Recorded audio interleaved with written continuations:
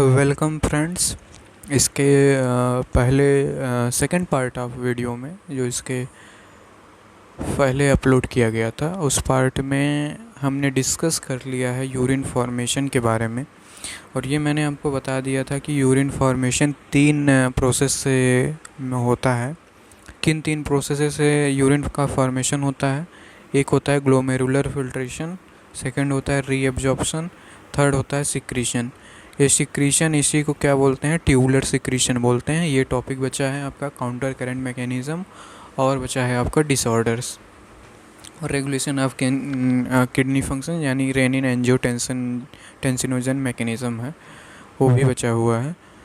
तो यहाँ तक हमने बता दिया था कि यूरिन फॉर्मेशन ग्लोमेरुलर फिल्ट्रेशन के द्वारा और कैसे उसके बाद रीअब्जॉर्प्शन होता है फिल्ट्रेट में जो चीज़ें रहती हैं। तो फिर ट्यूबुलर सिक्रीशन क्या होता है वो भी मैंने आपको समझा दिया था। अब ट्यूबुलर सिक्रीशन की बात करें तो यहाँ पे क्या दिया है कि during urine formation the tubular cell secrete substances like H+, K+ and ammonia into the filtrate. The tubular secretion is also an important step in urine formation as it helps in the maintenance of ionic and acid base balance of body fluids. तो देखिए, पहले तो हो गया ultra filtration हो गया, उसके बाद रीअब्जॉर्प्शन हो गया। थर्ड स्टेप जो है ये है ट्यूबुलर सिक्रीशन है। ये जो पेरी ट्यूबुलर कैपिलरीज होती हैं उनमें मतलब जो ब्लड में जो अनवांटेड एक्सक्रीटरी सब्सटेंसेस होती हैं उनको जो पेरी ट्यूबुलरी कैपिलरीज हैं वो क्या करती हैं? सिक्रीट कर देती हैं फिल्ट्रेट में, यानी कि पीसीटी डीसीटी जो फिल्ट्रेट ले जा रहा है जो यूरिन बनेगा उसमें डाल देती हैं, क्योंकि ब्लड के लिए वो ज़रूरी नहीं होते। तो इसी चीज़ को बोला जाता है ट्यूबुलर सिक्रीशन। और अभी हम एनसीईआरटी की लाइनें बताते हैं, उसके बाद अपने नोट्स का रेफरेंस लेकर के मैं इसको समझाऊंगा। पहले एनसीईआरटी की लाइनें क्लियर कर दें। कुछ चीज़ें मैं आपको बता देना चाहता हूँ कि ट्यूबुलर सिक्रीशन में क्या चीज़ें सिक्रीट करता है। थोड़ा सा ये मिसलीड होता है एनसीईआरटी पढ़ने में, और एनसीईआरटी कंफ्यूज की है, कुछ चीज़ें गलत शायद थोड़ा सा मतलब गलत दी है, और क्योंकि लिखा कुछ है उसका जो फिगर बना है उसमें कुछ और डिनोट किया गया है, तो उसको हम यहाँ पे क्लियर करेंगे ट्यूबुलर सिक्रीशन में। पहले यहाँ पे एनसीईआरटी की लाइन आगे का पढ़ लेते हैं। पीसीटी इज़ लाइंड बाय, देखिए PCT function of the tubules में देखिए इसी में ट्यूबुलर सिक्रीशन अलग से टॉपिक नहीं दिया गया है, इसी में लिख दिया गया है। उसको हम नोट्स के माध्यम से जो नोट्स मैंने जो मेरा है उसमें ट्यूबुलर सिक्रीशन मैंने अलग टॉपिक बना करके ट्रिक के माध्यम से आपको समझाएंगे, ठीक है। PCT is lined by simple cuboidal brush border epithelium which increases the surface area for reabsorption. ये चीज़ें मैंने आपको पहले बता दी थी। Nearly all of this essential nutrients and 70 to 80% of electrolytes and water are reabsorbed by this segment. PCT also helps to maintain the pH and ionic balance of the body fluid by selective secretion of hydrogen ions and ammonia into the filtrate and bye absorption of HCO3- from it. तो यही चीज़ है, ये जो selective secretion है इसी को tubular secretion बोला जाता है। अब क्या लिख दिया है इसने कि PCT also helps to maintain the pH and ionic balance of the body fluid by selective secretion of the hydrogen ion and ammonia into the filtrate.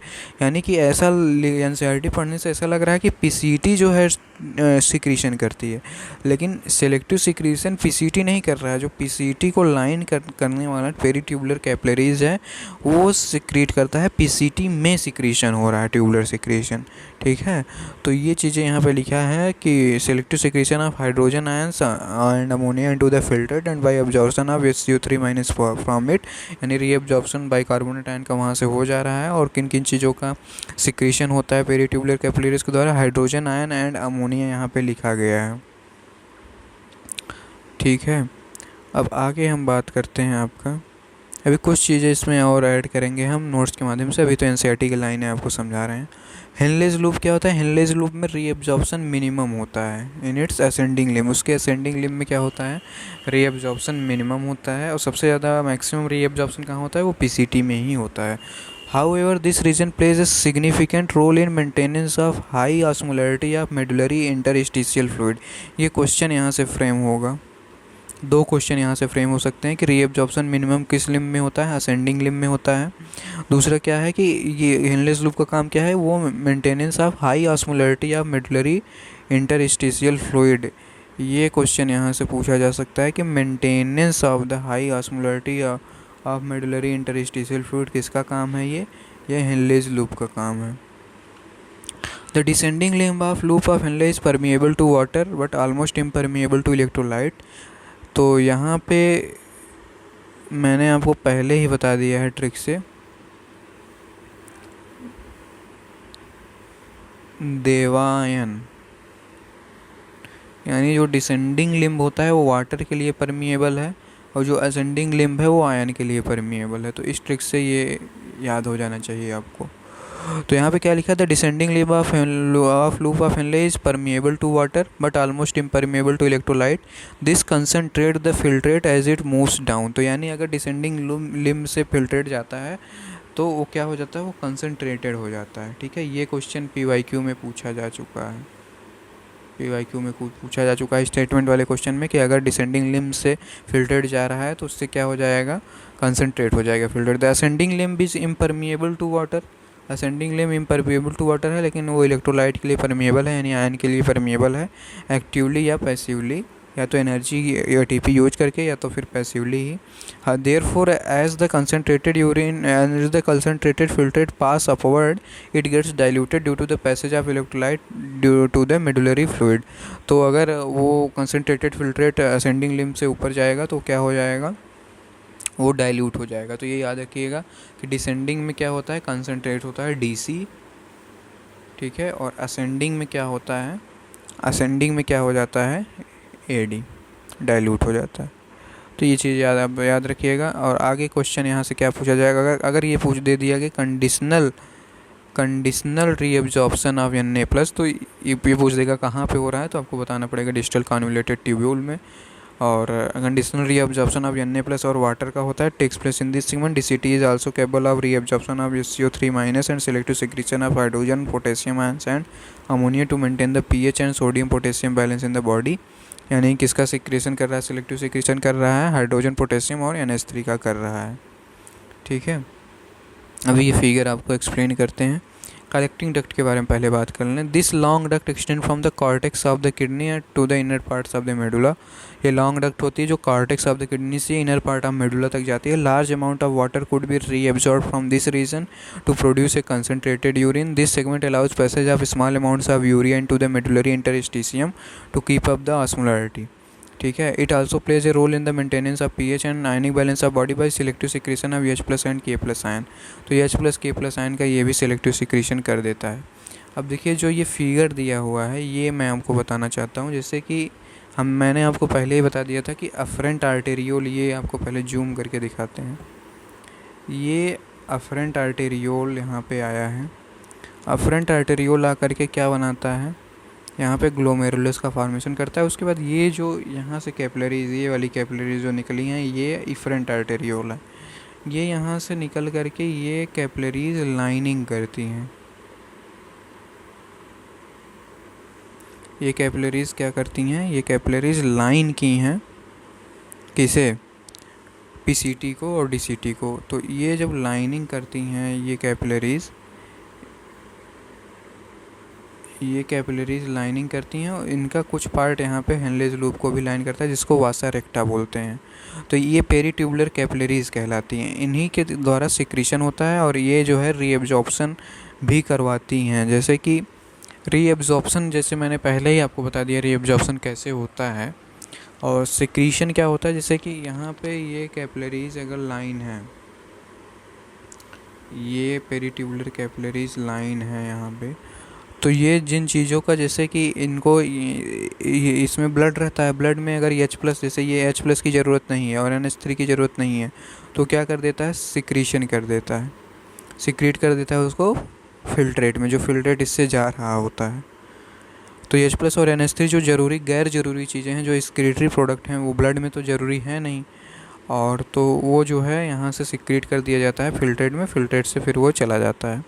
और ये चीज़ें जो हैं, जिसको ब्लड को जो ज़रूरत है, जो फिल्ट्रेट में जा रही होती है, जैसे बाइकार्बोनेट को ब्लड की ज़रूरत होती है, मतलब ये ज़रूरी चीज़ें, NaCl, इसको तो यूरिन में नहीं जाना चाहिए, पानी को नहीं जाना चाहिए, ज़्यादा पानी को, और न्यूट्रिएंट्स को नहीं जाना चाहिए। तो ये चीज़ें क्या होती हैं, वो एब्जॉर्ब्ड, मतलब रीएब्जॉर्ब्ड हो जाती हैं ब्लड में। यानी ये जो पेरीट्यूबुलर कैपिलरीज लाइंड है, ये नीचे से जो ये नीचे वाली चीज़ें क्या हैं, ये सिक्रीशन की बात कर रहा है, ये सिक्रीट कर रहा है, और ये एब्जॉर्ब कर रहा है, रीएब्जॉर्ब कर रहा है। ऐसे रहता है, मान लीजिए ऐसे है, ऐसे लाइन है तो यहाँ से सिक्रीट कर रहा है और वहाँ से क्या कर रहा है, रीएब्जॉर्ब कर रहा है। तो ये काम होता है, यही ट्यूबुलर सिक्रीशन है। इसको अभी नोट से हम समझाते हैं। और यहाँ पे जैसे कि लिखा क्या है पीसीटी में, किन किन चीज़ों का सिलेक्टिव सिक्रीशन होता है, hydrogen ion and ammonia into the filtrate. ठीक है, हाइड्रोजन और अमोनिया का दिया है सिलेक्टिव सिक्रीशन, और हाइड्रोजन और अमोनिया का यहाँ पे बनाया भी है फिगर में।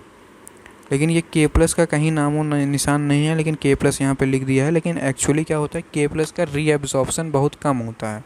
ये गलत चीज़ें यहाँ पे गलत दिया हुआ है, थोड़ा सा गलत दिया हुआ है क्यों। और ये के प्लस का ही यहाँ पे क्या होता है, ट्यूबुलर सिक्रीशन के प्लस का ही होता है। ठीक है, रीएब्जॉर्प्शन भी होता है, रीएब्जॉर्प्शन बहुत मिनिमम होता है। अगर क्वेश्चन आता है कि कौन कौन से पीसीटी में किन चीज़ों का सिक्रीशन होता है, तो एच प्लस, के प्लस और NH3 का सिक्रीशन होता है। और यहाँ पे डीसीटी में भी किसका सिक्रीशन होता है, यहाँ पे देखिए के प्लस यहाँ पे डीसीटी में दिया हुआ है, एच प्लस, के प्लस और NH3 का, यहाँ भी NH3 का सिक्रीशन होता है। और absorption NaCl, H2O, HCO3 minus का होता है डिस्टल कन्वोल्यूटेड ट्यूब्यूल से। तो यहाँ पे H प्लस, के प्लस, NH3 तीनों का डिस्टल में भी कन्वोल्यूटेड ट्यूब्यूल, डीसीटी में और पीसीटी में दोनों में इसका होता है। अब डीसीटी में यहाँ पे लिखा क्या था, किन किन चीज़ का सिक्रीशन होता है, हाइड्रोजन एंड पोटेशियम आयन का एंड NH3। ये देखिए selective secretion of hydrogen and potassium ion and NH3 लिखा है, to maintain the pH and sodium potassium balance in the body. तो यहाँ पे चीज़ें लिखी गई हैं हाइड्रोजन, पोटेशियम एंड NH3, लेकिन फिगर में उसको डिनोट नहीं किया गया है, यहाँ पे NH3 का नहीं किया गया है। तो इसको आप अपने NCERT के बुक में यहाँ पे NH3 भी लिख दीजिए, इन तीनों चीज़ को। इसको किस ट्रिक से याद करेंगे, यहाँ भी के प्लस का सिक्रीशन होता है, के प्लस का रीएब्जॉर्प्शन होता है लेकिन बहुत कम होता है। तो आपको इस ट्रिक से याद करना होगा, म के, ह से H प्लस और म से क्या होता है, म से अमोनिया, अमोनिया के म से इसको अमोनिया आप याद रखिए, और के से के प्लस, हम के का क्या होता है, ट्यूबुलर सिक्रीशन होता है।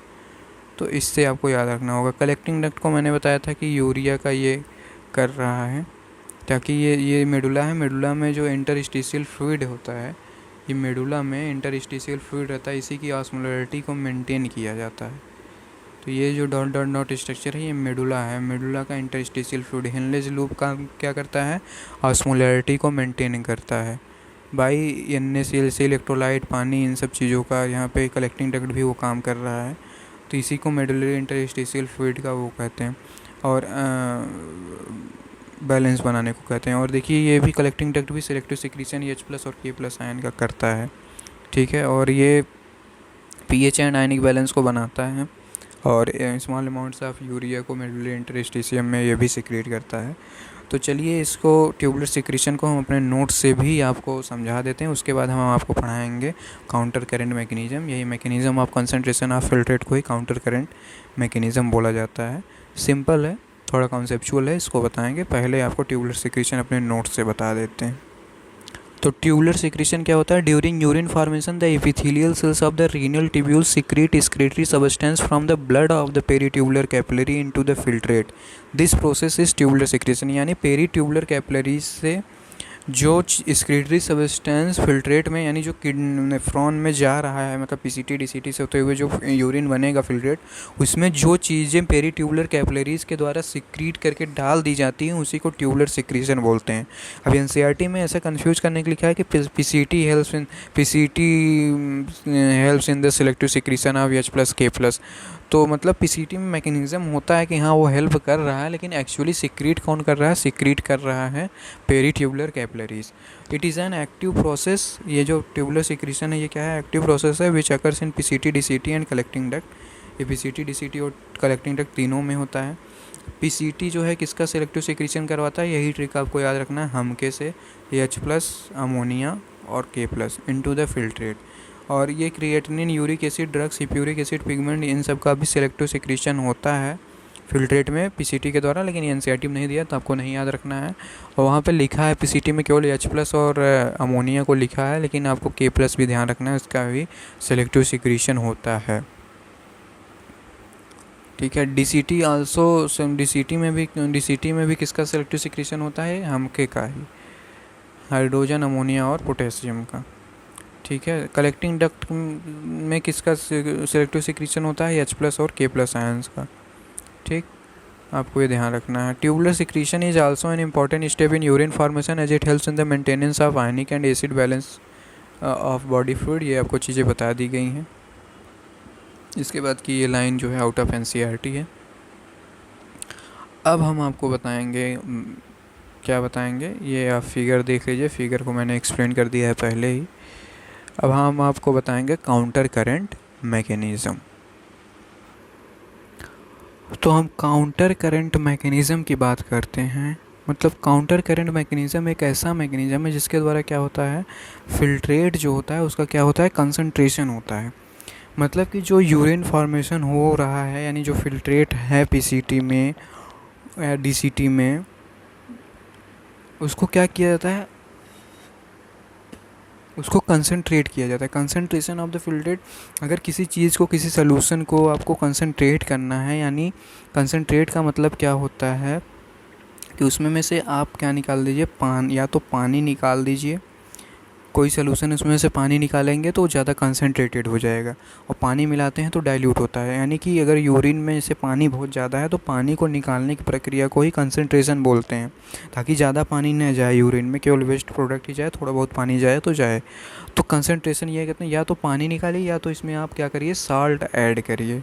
इसी से होता है कंसंट्रेशन, फिल्ट्रेट का कंसंट्रेशन होगा। तो किस तरीके से ये किडनी में, यहाँ पे नेफ्रॉन में किस तरीके से होता है, पानी निकाल करके ही यूरिन का क्या हो जाता है, कंसंट्रेशन हो जाता है।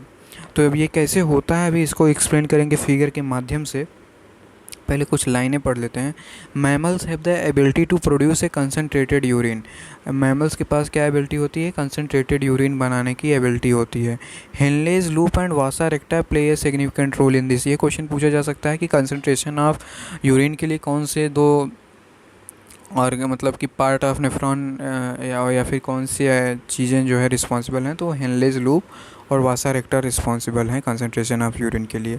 The flow of filtrate in the two limbs of the Henle's loop is in opposite direction and दस फॉर्म से काउंटर करंट।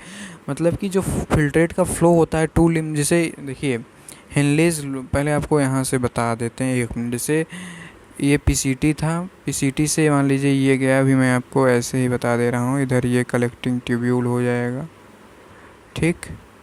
ये देखिए ये descending limb of Henle's loop है, और ये क्या है, ascending limb of Henle's loop है। इसको मैं ऐसे बना देता हूँ, ये कलर चेंज कर दें, ठीक है। अब इसमें क्या लिखा है, the flow of filtrate in the two limbs of the Henle's loop is in opposite direction. अब डिसेंडिंग लिम्ब ये है, डिसेंडिंग लिम्ब में ये फिल्ट्रेट ऐसे नीचे की तरफ जा रहा है, ठीक। और ये असेंडिंग लिम्ब में क्या, कैसे फिल्ट्रेट जा रहा है, ऊपर की तरफ जा रहा है।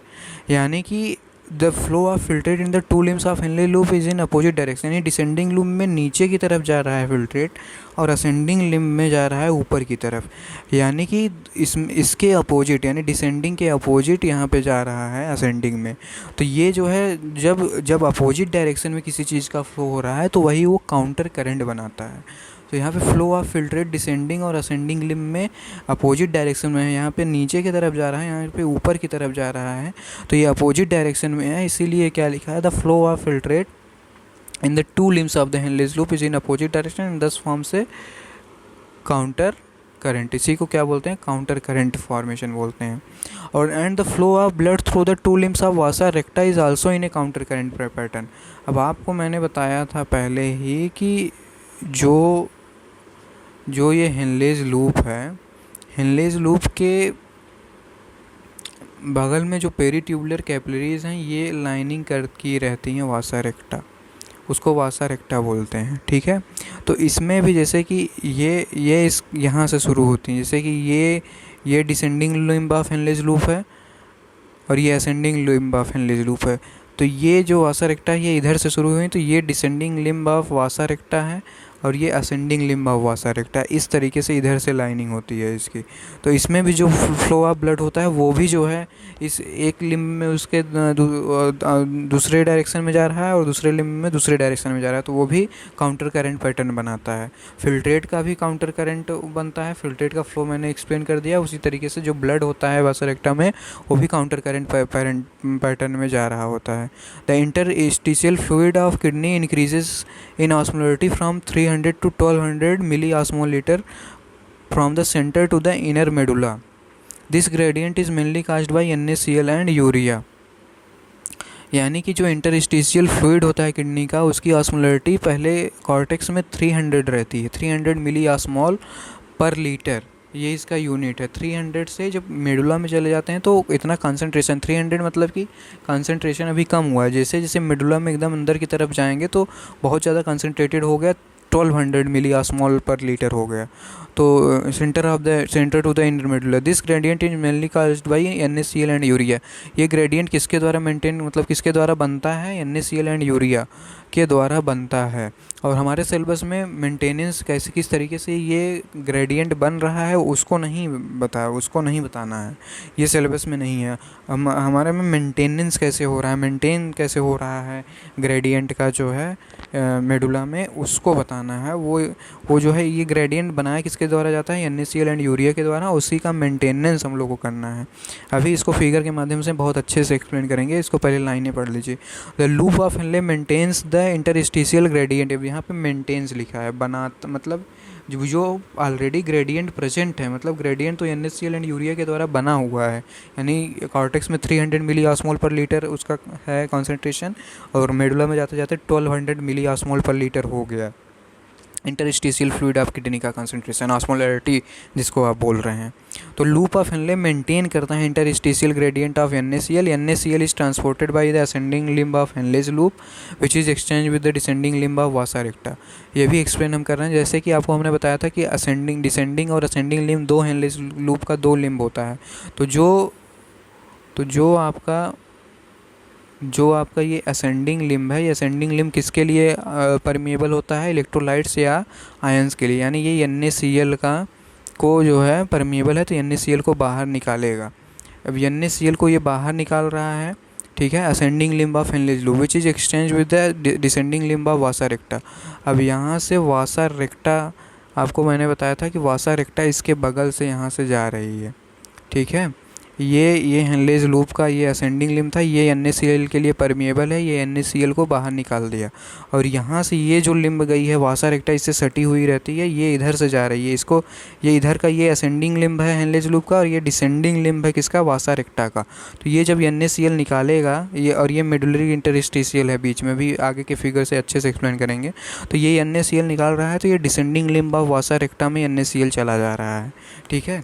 अब क्या होता है, कैसे मेंटेनेंस होता है? यहाँ पे जब NaCl ये निकाल दिया ascending limb of Henle's loop, तो NaCl ये यहाँ पे निकाला, NaCl इसमें चला गया वासा रेक्टा में, यानी ब्लड में चला गया, और यहाँ पे जा करके ये वासा रेक्टा NaCl यहाँ पे निकाल देता है मेडुलरी इंटरस्टिशियल फ्लूइड में, जा करके descending limb of Henle's loop के पास में NaCl निकाल देता है।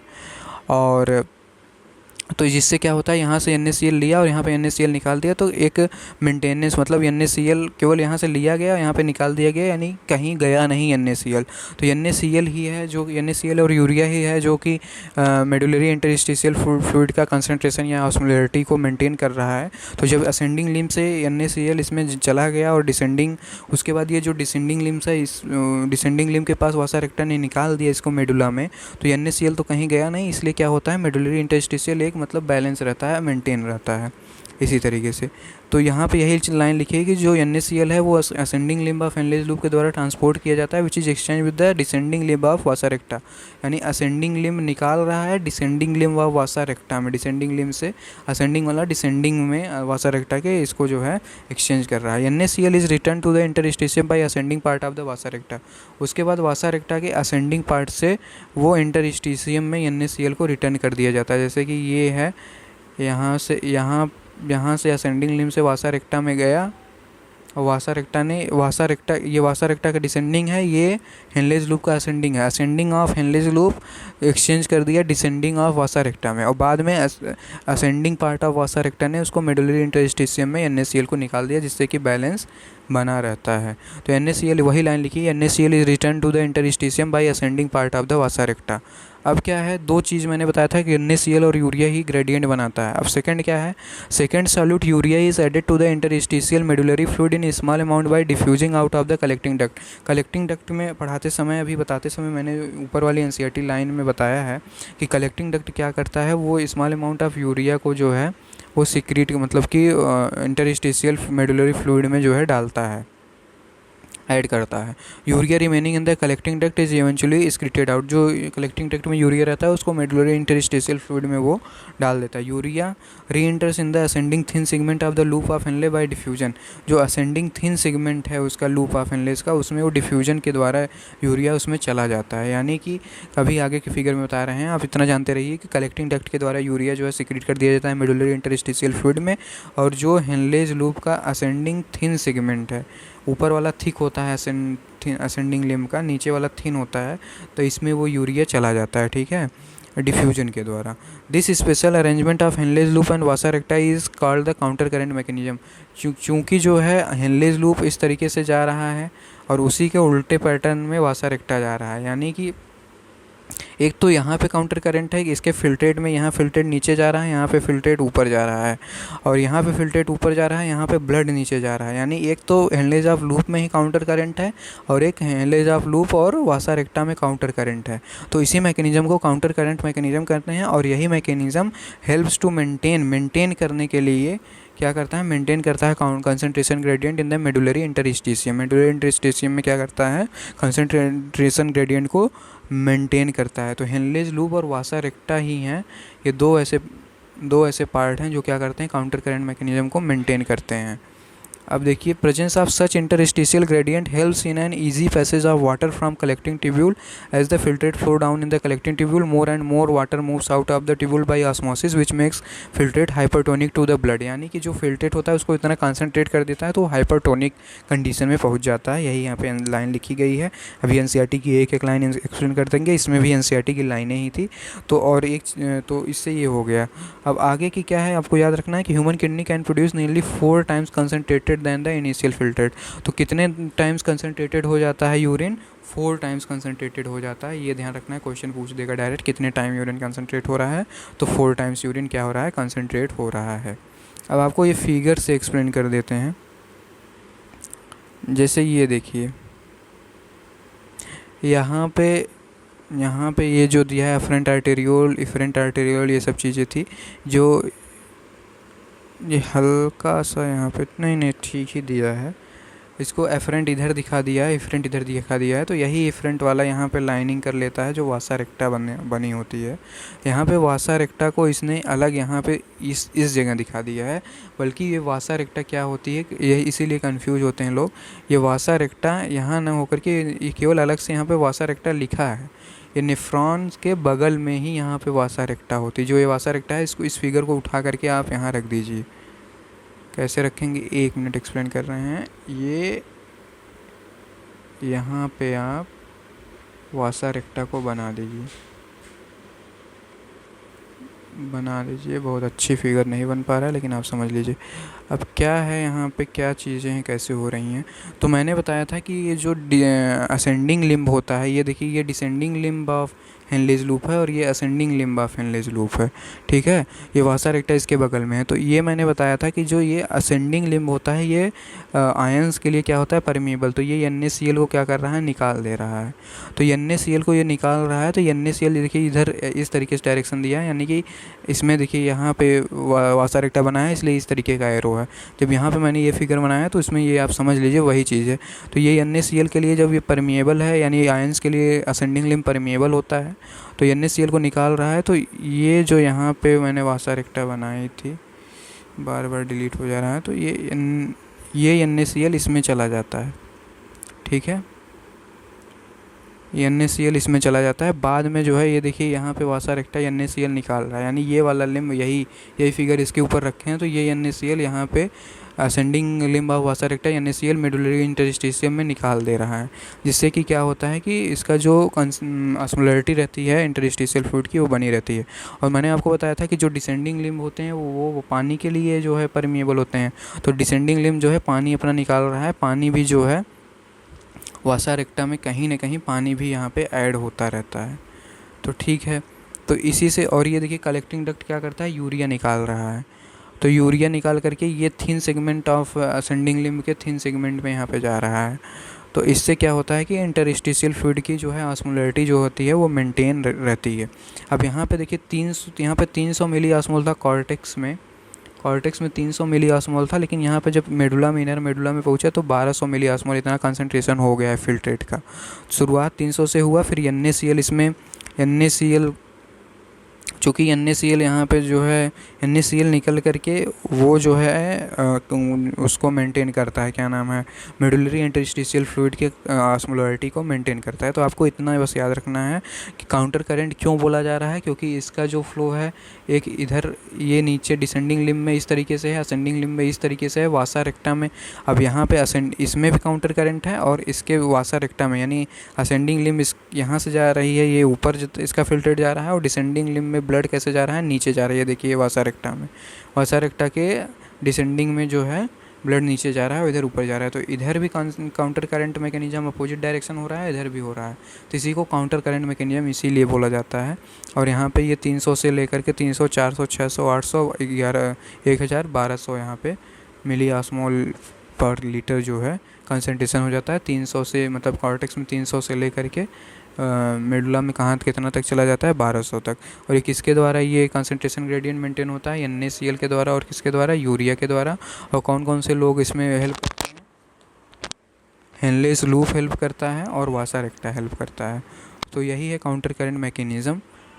I hope you have understand. अब आपको NCERT की एक एक लाइन पढ़ करके बता देते हैं। अब mechanism of the concentration of filtrate is पढ़िए। Mammals have the ability to produce a concentrated urine. The Henle's loop and vasa recta play a significant role in this. यानी कंसंट्रेशन ऑफ यूरिन के लिए, concentration of urine का मतलब पानी को निकालना होता है या फिर साल्ट को ऐड करना। तो यहाँ पे पानी को निकालने को ही कंसंट्रेटेड ऑफ यूरिन बोला गया है, जिसमें हेनलेस लूप और वासा रेक्टा हेल्प करती है। The flow of filtrate in the two limbs of Henle's loop is in opposite direction and दस फॉर्म्स ए काउंटर करंट। जो फ्लो ऑफ फिल्ट्रेट है हेनलेस लूप के दो लिम्ब में वो अपोजिट डायरेक्शन में है, इसीलिए वो काउंटर करंट बनाता है। The flow of blood through the two limbs of the vasa रेक्टा is also in A counter current pattern. जो फ्लो ऑफ ब्लड है वो भी काउंटर करंट पैटर्न में ही है। The proximity between the Henle's loop, proximity मतलब पास पास रहना, इतने मतलब हेनलेस लूप और वासा रेक्टा एकदम पास पास रहते हैं। As the proximity between the Henle's loop and vasa recta as well as the counter current in them help in maintaining and increasing osmolarity toward the inner medullary interstitium।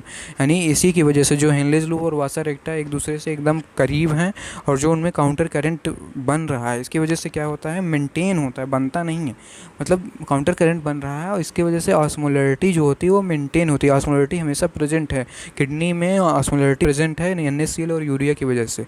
उसको maintain कौन करता है, maintenance का काम करते हैं, बनाते नहीं हैं लोग। हेनलेस लूप और वासा रेक्टा क्या करते हैं, उसी ऑस्मोलैरिटी को जो है मेंटेन करते हैं, help in maintaining increasing osmolarity toward the inner medullary interstitium that is from 300 milli osmole per litre in the cortex to about 1200 milli osmole per litre in the inner medulla. यानी 300 से cortex में लेकर के 1200 inner medulla में रहता है। इसी को हमेशा मेंटेन करना किसका काम होता है, हेनलेस लूप और वासा रेक्टा की वजह से होता है, क्योंकि वो प्रॉक्सिमिटी यानी एकदम पास पास रहते हैं, उनमें काउंटर करंट रहता है। This gradient is mainly caused by NaCl and urea. NaCl और यूरिया के द्वारा ही ये ग्रेडियंट बनता है। ये क्वेश्चन पूछा जा सकता है किसके द्वारा ये ग्रेडियंट बना जाता है, NaCl एंड यूरिया के द्वारा। उसका मैकेनिज्म नहीं दिया है कि कैसे ग्रेडियंट मतलब बनता है, बनाना आपको नहीं बताना है, वो मेंटेन कैसे होता है, वही काउंटर करंट मैकेनिज्म है, वो सिलेबस में है। NaCl क्या होता है, NaCl is transported by the ascending limb of Henle's loop which is extend with the descending limb of vasa recta. ये आपको लाइनें हमने बता दी। NaCl जो है ascending limb of Henle's loop के द्वारा ट्रांसपोर्ट किया जाता है, वो एक्सचेंज किसके द्वारा होता है, descending limb of vasa recta के द्वारा। NaCl is return to the return to the interstitium by the ascending portion of vasa recta, ये भी समझा दिए हैं। Similarly small amounts of urea enter the thin segment of the ascending limb of Henle's loop which is transported back to the interstitium by the collecting tubule. Small amounts of urea जो है thin segment of ascending limb of Henle's loop में inter कर जाता है, जो कि transport कर दिया जाता है दोबारा से कलेक्टिंग ट्यूब्यूल के द्वारा इंटरस्टिशियम में। The above describe transport of substances facilitated by the special arrangement of Henle's loop and vasa रेक्टा is called the counter current mechanism. इसी मैकेनिज्म को, ये जो ट्रांसपोर्ट ऑफ सब्सटेंसेस है, मतलब कि अपोजिट डायरेक्शन में, किसी लिम्ब में वो नीचे जा रहा है तो किसी में ऊपर, और हेनलेज लूप और वासा रेक्टा का स्पेशल अरेंजमेंट जो एक पास पास चिपक के मतलब प्रॉक्सिमिटी में रहते हैं, तो इसी मैकेनिज्म को क्या बोला जाता है? काउंटर करंट मैकेनिज्म बोला जाता है। This mechanism helps to maintain ये मैकेनिज्म क्या करता है? बनाता नहीं है, मेंटेन करता है कंसंट्रेशन ग्रेडियंट। जो कंसंट्रेशन ग्रेडियंट ऑलरेडी NaCl और यूरिया के ट्रांसपोर्टेशन के द्वारा प्रेजेंट है, उसी को मेंटेन करता है। तो ये in the medullary interstitium the presence of such interstitial gradient helps in easy passage of water from the collecting tubule thereby concentrating the filter. इसी मैकेनिज्म की वजह से क्या होता है? इंटरस्टिशियल ग्रेडियंट जो है बना रहता है, जिसकी वजह से क्या होता है? वो पानी का जो है ईजी पैसेज होता है कलेक्टिंग ट्यूब्यूल से, जिससे क्या होता है कि फिल्ट्रेट जो यूरिन होता है वो कंसनट्रेट हो जाता है। Human kidney can produce nearly 4 times concentrated than the initial filtrate form. मतलब कि जो यूरिन होता है वो 4 टाइम्स कंसनट्रेटेड बनता है। 4 टाइम, ये क्वेश्चन डायरेक्ट पूछा जा सकता है, कितने टाइम यूरिन कंसनट्रेट हो जाता है? 4 टाइम्स कंसनट्रेट हो जाता है। अब अगला टॉपिक है रेगुलेशन ऑफ किडनी फंक्शन। इसको हम पढ़ करके एक NCERT की एक लाइन आपको बताते हैं।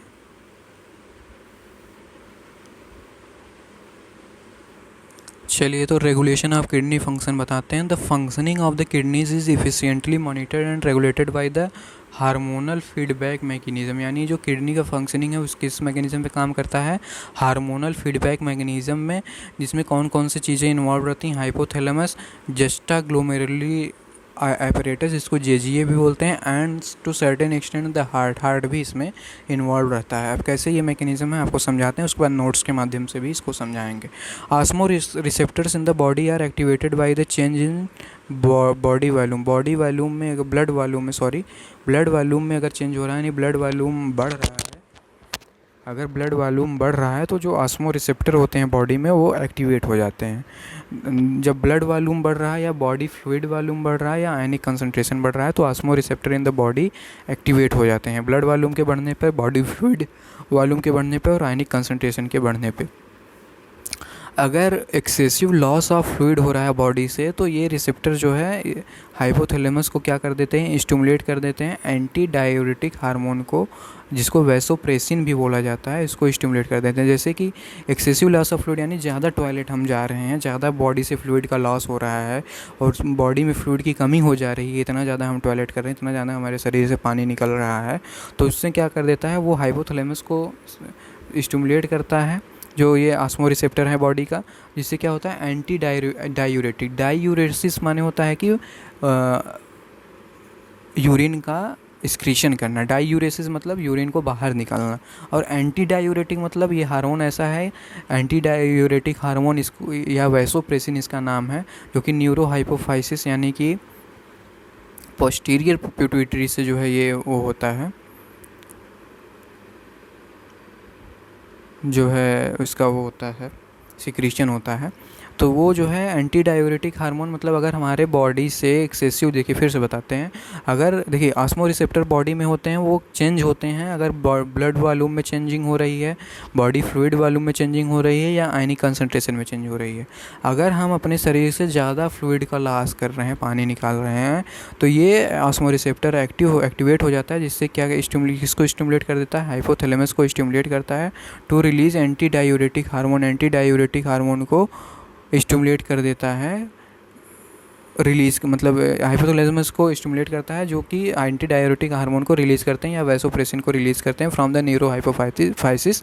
एडीएच क्या है? एंटी डायूरेटिक हार्मोन है, यानी कि ये टॉयलेट मतलब एक्सेसिव जो फ्लूइड लॉस हो रहा है, यूरिन का हम लोग एक्सक्रीशन कर रहे हैं, उसको रोकता है, उसको मतलब कि रोक देगा।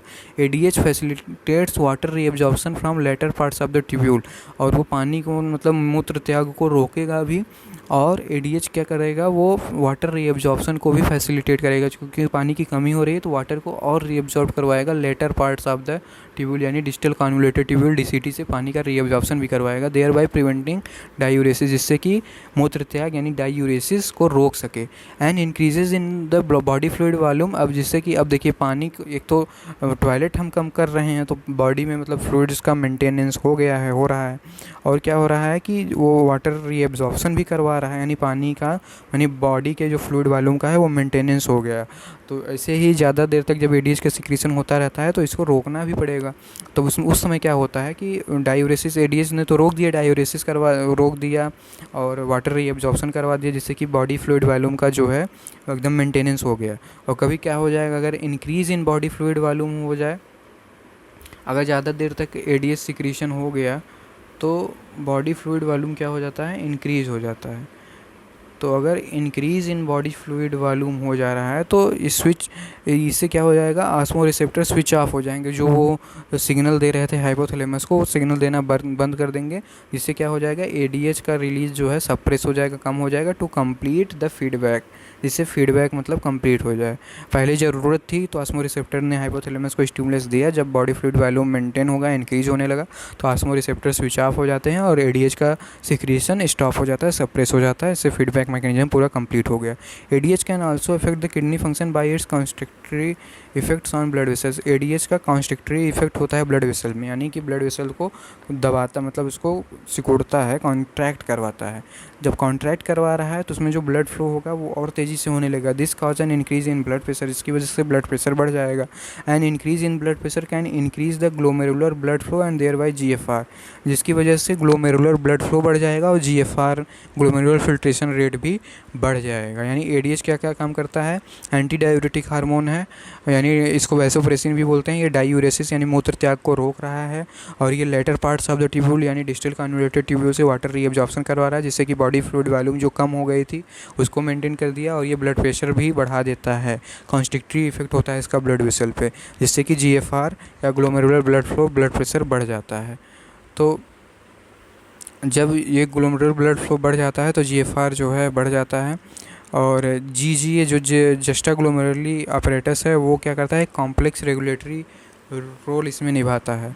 अगर ग्लोमेरुलर ब्लड प्रेशर या ब्लड फ्लो जो है कम हो जाता है, जैसे कम हुआ, जैसे एडीएच तो ग्लोमेरुलर ब्लड फ्लो को बढ़ा रहा है, अगर मान लीजिए ग्लोमेरुलर ब्लड फ्लो या ग्लोमेरुलर ब्लड प्रेशर या जीएफआर ग्लोमेरुलर फिल्ट्रेशन रेट कम हो रहा है, तो जीएफआर जो है क्या करेगा, एक्टिवेट कर देगा जेजी सेल्स को, यानी जस्टा ग्लोमेरुलरी सेल्स को एक्टिवेट कर देगा, क्या रिलीज़ करने के लिए, रेनिन हार्मोन को रिलीज़ करने के लिए, जो कि एंजियोटेंसिनोजन जो ब्लड में है उसको कन्वर्ट कर देता है एंजियोटेंसिन फर्स्ट में। यानी रेनिन हार्मोन जो है एंजियोटेंसिनोजन ब्लड में को जो ब्लड में है उसको कन्वर्ट करता है एंजियोटेंसिन फर्स्ट में, and further to angiotensin second, उसके बाद एंजियोटेंसिन सेकेंड में, एंजियोटेंसिन फर्स्ट एंजियोटेंसिन सेकेंड में कन्वर्ट हो जाता है।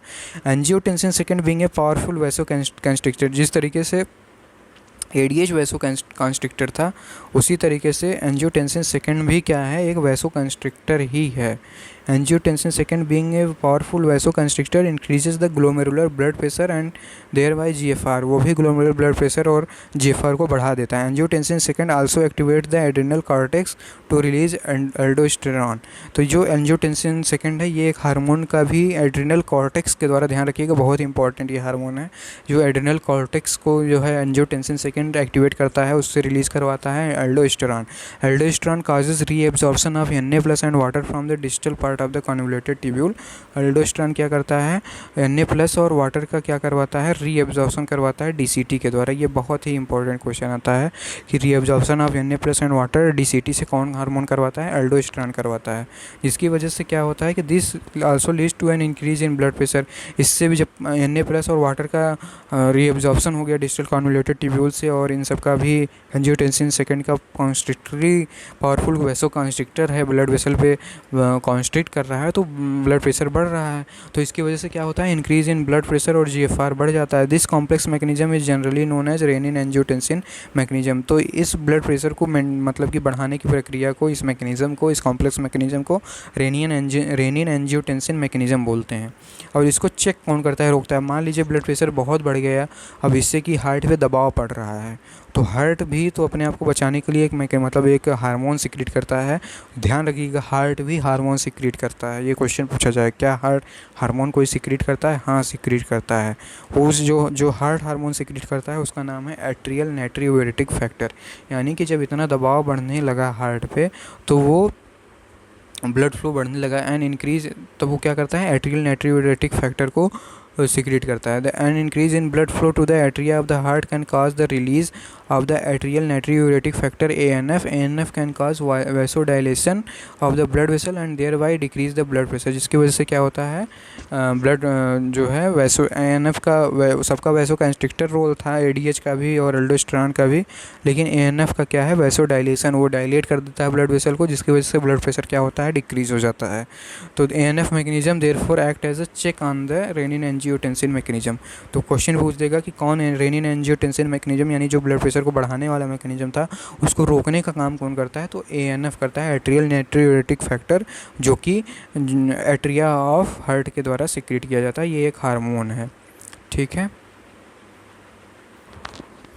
चलिए आगे की NCERT की लाइनें डिस्कस कर लेते हैं। मिक्सचुरेशन जो हमने बता भी दिया था कि जो मतलब कि जो प्रक्रिया होती है यूरिन को बाहर निकालने की, उसी प्रोसेस को मिक्सचुरेशन बोलते हैं।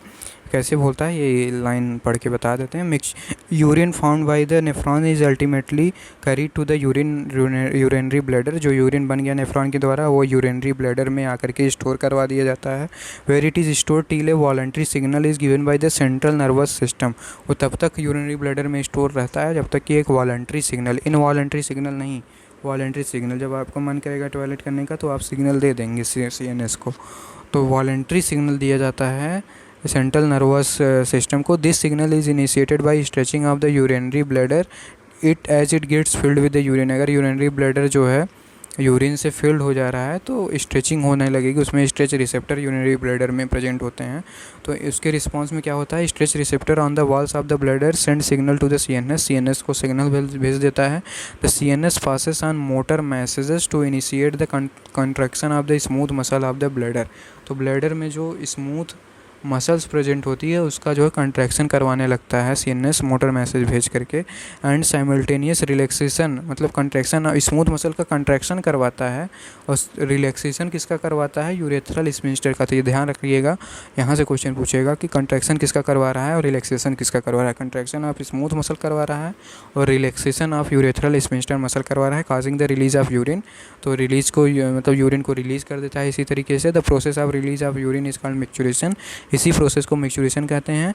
And the neural mechanism causing it is called micturition reflex. और ये जो neural mechanism CNS motor message ये सब इन्वॉल्व है, इसी रिफ्लेक्स को मैकेनिज्म को क्या बोलते हैं, मिक्सचुरेशन रिफ्लेक्स बोलते हैं। An adult human excretes on average 1 से 1.5 लीटर जो है यूरिन प्रतिदिन जो है ऑन एन एवरेज एक अडल्ट ह्यूमन जो है एक्सक्रीट करता है। The urine formed is light yellow coloured watery fluid. Light yellow coloured का होता है, यूरोक्रोम की वजह से एक पिगमेंट है जिसकी वजह से, विच इज़ स्लाइटली एसिडिक। इसका pH 6 होता है, यानी ये स्लाइटली एसिडिक होता है urine. And has a characteristic order, इसका एक सुगंध मतलब दुर्गंध होती है, इसका कैरेक्टरिस्टिक ऑर्डर होता है। ऑन एन एवरेज 25 से 30 gram of urea is excreted out per day. ये डाटा याद रखना है कि ऑन एन एवरेज 25 से 30 ग्राम, कितना, 25 से 30 ग्राम ऑफ यूरिया एक दिन में एक्सक्रीट होता है यूरिन के माध्यम से। Various condition can affect the characteristic of urine. Urine का कैरेक्टरिस्टिक अगर कोई दिक्कत हो गई, कोई गड़बड़ी हो गई बॉडी में तो अफेक्ट होती है। Analysis of urine helps in clinical diagnosis of many metabolic disorder as well as manufacturing of the kidney. अगर हम यूरिन का एनालिसिस करते हैं तो हम बहुत से मेटाबॉलिक डिसऑर्डर को जान पाएंगे और मैन्युफैक्चरिंग ऑफ किडनी को भी जान पाएंगे। For example presence of glucose glycosuria. अगर यूरिन में ग्लूकोज प्रेजेंट है तो उसको ग्लाइकोसूरिया बोलेंगे, और अगर कीटोन बॉडीज प्रेजेंट हो तो उसको कीटोनूरिया बोलेंगे। Are indicative of diabetes mellitus. तो ये जो अगर ग्लाइकोसूरिया और कीटोनूरिया यानी ग्लूकोज और कीटोन जो है यूरिन में आ रहे हैं तो वो डायबिटीज़ मेलिटस एक प्रकार की डायबिटीज़ है। 2 प्रकार की डायबिटीज़ होते हैं, डायबिटीज़ मेलिटस होता है और एक होता है डायबिटीज़ इंसिपिडस। जो डायबिटीज़ इंसिपिडस होता है वो ADH हार्मोन की वजह से होता है, और जो डायबिटीज़ मेलिटस होता है ये इंसुलिन के द्वारा होता है। तो ये जो है क्वेश्चन पूछा गया था, उसमें डायबिटीज़ इंसिपिडस भी ऑप्शन में दिया गया था। अभी नीट 2020 या 2020 में ही पूछा गया था शायद। तो प्रेजेंस ऑफ ग्लूकोज और कीटोन्यूरिया कीटोन बॉडीज़, ये किसका इंडिकेटिव है? डायबिटीज़ मेलिटस का इंडिकेटिव है, तो ये ध्यान रखना है। उसके बाद आगे हम पढ़ते हैं, कुछ चीज़ें दी गई हैं यहाँ पे इम्पॉर्टेंट। अदर दैन किडनीज़ के अलावा lungs, liver and skin also helps in the elimination of excretory waste. Excretory waste को एलिमिनेट करने के लिए केवल किडनी ही नहीं, लंग्स, लीवर और स्किन भी हेल्प करते हैं। Our lungs remove large amount of CO2।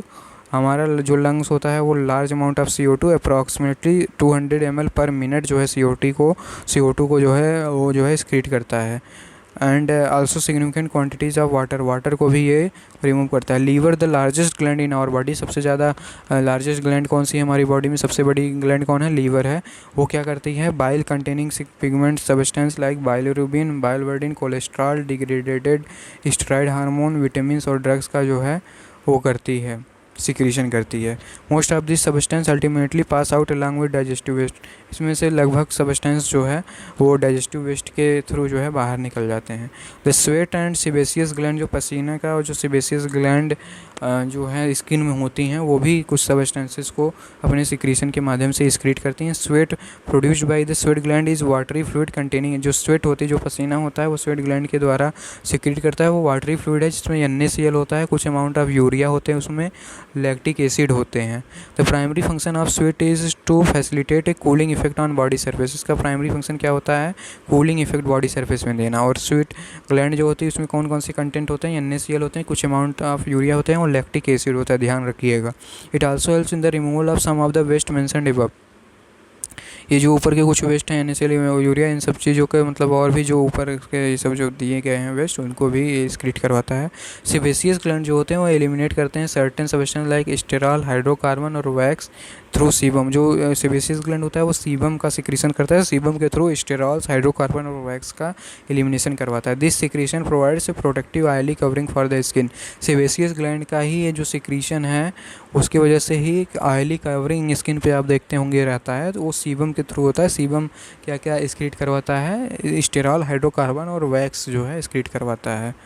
और सलेवरी ग्लैंड भी आपको ध्यान रखना है, सलेवा के द्वारा भी कुछ small amount of nitrogenous waste जो है एलिमिनेट होते हैं। यानी कि किडनी के अलावा जो है हमारा लंग्स हो गया, लीवर हो गया, स्किन हो गया और सलेवरी ग्लैंड भी हो गया। तो ये ऑप्शन में क्वेश्चन में कई बार आ जाता है। किडनी, लंग, लीवर, स्किन और सलेवरी ग्लैंड, ये सभी चीज़ें जो है ऑर्गन्स हैं जो एक्सक्रीशन में हेल्प करते हैं। उसके बाद disorders of the excretory system हम बता दें। Malfunctioning of kidney can lead to accumulation of urea in blood. अगर ब्लड में जो है यूरिया का एक्यूमुलेशन हो जा रहा है तो ऐसे कंडीशन को यूरेमिया बोलते हैं, जो कि किडनी के लिए काफ़ी हार्मफुल होता है। और जब किडनी ब्लड में यूरिया का कंसंट्रेशन बढ़ने लगता है तो उसको हीमोडायलिसिस एक मेथड है, उसके द्वारा यूरिया को निकाला जाता है ब्लड से। During the process of haemodialysis the blood drain from A convenient artery is pumped into A dialysing unit called artificial kidney. तो जो ब्लड होता है जो किसी आर्टरी से निकाल करके वो एक डायलिसिंग यूनिट बना करके रखा गया होता है। इसको बहुत एक्सप्लेन नहीं किया गया है NCERT में। उसमें यूनिट में उस आर्टरी से ब्लड को डाल दिया जाता है, उसको आर्टिफिशियल किडनी भी बोलते हैं उस डायलिसिंग यूनिट को। Blood drain from A convenient artery is pumped into the dialysing unit after adding N anticoagulant. Blood चूँकि क्लॉट न कर जाए, कोगुलेट न कर जाए, हेपेरिन इसीलिए उसमें ऐड कर दिया जाता है। And the unit contains A coiled cellophane tube surrounded by A fluid, dialysing fluid having the same composition as that of plasma except the nitrogenous waste. The porous cellophane membrane of the tube allows the passage of molecule based on concentration gradient. As nitrogenous waste are absent in the dialysing fluid, these substances freely move out, thereby clearing the blood. The cleared blood is pumped back to the blood through a vein after adding antiheparin to it. उसमें antiheparin add कर दिया जाता है। This method is a boon for thousands of uremic patients। जो uraemia के patient हैं उनके लिए वरदान साबित है डायलिसिस को आपको और अच्छे से देखना है तो आप कहीं से अदर बुक से आप रेफ़र कर सकते हैं। डायलिसिस को बहुत अच्छे से एक्सप्लेन यहाँ पे नहीं किया गया है, तो इसको आप कहीं से भी पढ़ सकते हैं। आपको केवल ये ध्यान रखना है कि उसमें हेपेरिन डालता है, फिर बाद में एंटी हेपेरिन डाल देता है, कैसे सेलोफेन ट्यूब का है और क्या उसमें मतलब कि ये क्वेश्चन यहाँ से पूछा जा सकता है कि उसका कंपोजिशन प्लाज्मा के जैसा ही होता है एक्सेप्ट नाइट्रोजनस वेस्ट, मतलब नाइट्रोजनस वेस्ट को छोड़ करके। Kidney transplantation is the ultimate method in the correction of acute renal failure. अगर किडनी फेल हो रहा है तो किडनी ट्रांसप्लांटेशन ही एकमात्र विकल्प बचता है। Functioning kidney is used in the transplantation from a donor preferably to a close relative, किसी क्लोज रिलेटिव से जो है, ताकि इम्यून सिस्टम हमारे होस्ट का बॉडी का वो उसको रिजेक्ट न कर दे, उसके लिए जो है किडनी को जो है किसी रिश्तेदार से ही ले लिया जाता है। Modern clinical procedures have increase the success rate of such A complicated technique. तो जो ये सर्जरी के द्वारा जो है ये किडनी ट्रांसप्लांटेशन होती है, उस मतलब कि मॉडर्न बहुत सी प्रोसीजर आ गए जिसकी वजह से सक्सेस रेट इसका बढ़ गया है। पहले सक्सेस रेट इसका इतना नहीं होता था। और एक और इसमें डिसऑर्डर है रीनल कैलकुली है। अगर स्टोन या स्टोन या जैसे स्टोन जो है, जो कि इंसॉल्युबल मास होते हैं, क्रिस्टलाइज सॉल्ट लाइक ऑक्जिलेट्स के जो क्रिस्टलाइज सॉल्ट होते हैं, अगर वो किडनी में बन जाते हैं तो उसको रीनल कैलकुली बोला जाता है। और ग्लोमेरुलोनेफ्राइटिस क्या होता है, अगर किडनी में जो है, किडनी के जो ग्लोमेरुलस है उसका इन्फ्लामेशन हो जाए तो उसको ग्लोमेरुलोनेफ्राइटिस बोला जाता है। तो ये डिसऑर्डर्स हो गए ख़त्म, ये चैप्टर आपका एंड हो गया है। कुछ आपको ट्रिक्स बताने हैं, उसको बता देते हैं, फिर ये चैप्टर ख़त्म हो गया। तो यही चीज़ें हैं roles of other organs in excretion में। ये सब चीज़ें जो लंग्स के बारे में हमने बता दी हैं, ठीक है। और स्किन के बारे में मैंने बताया था कि स्वेट ग्लैंड्स होता है, वो स्वेट को एक्सक्रीट करता है। उसमें 99.5% पानी होता है, NaCl होता है, स्मॉल अमाउंट ऑफ यूरिया होते हैं, ठीक है। और इसका प्राइमरी फंक्शन क्या होता है, कूलिंग इफेक्ट जो है कर देता है। और इन सब चीज़ों का भी, जो ऊपर ये सब चीज़ें लिखी गई, इनका एक्सक्रीशन भी करवाता है। सीबेसियस ग्लैंड में जो चीज़ें वो एलिमिनेट करता है, उसके लिए ट्रिक है। उसका ट्रिक मैंने बनाया था वास फैट माने वा से वैक्सेस, एस से स्ट्रॉल, एच से हाइड्रोकार्बन, फैट से फैटी एसिड। इन सब का एक्सक्रीशन किसके द्वारा होता है, सीबम के द्वारा इसका होता है एक्सक्रीशन। तो और ये सीबम क्या करता है, एक प्रोटेक्टिव ऑयली कवरिंग जो है स्किन के ऊपर बनाता है। लीवर का भी ये सब चीज़ें बता दी हैं। सेलिवरी ग्लैंड भी जो है small amount of nitrogenous waste जो है क्या करता है, एक्सक्रीट करता है। तो ये चैप्टर आपका हो गया समाप्त। तो वास फैट से आप ये ट्रिक से याद कर सकते हैं। और chapter excretory product and there elimination, ये चैप्टर हो गया है एंड। तो आपसे बस एक कुछ लाइनें कह करके हम ये चैप्टर ख़त्म करते हैं कि घबराओ मत मेरा काम देखकर, अभी तो नाम होना बाकी है, ये तो बस शुरुआत की है मैंने, अभी तो असल काम बाकी है। तो बहुत बहुत धन्यवाद। आप अपना प्यार बनाए रखें और पढ़ते रहें, आगे बढ़ते रहें, और जहाँ भी रहें अपने हैसियत के हिसाब से और अपने जज्बे को बनाए रखें और पढ़ाई करते रहें, समाज के लिए कुछ करते रहें। बहुत बहुत धन्यवाद, शुक्रिया।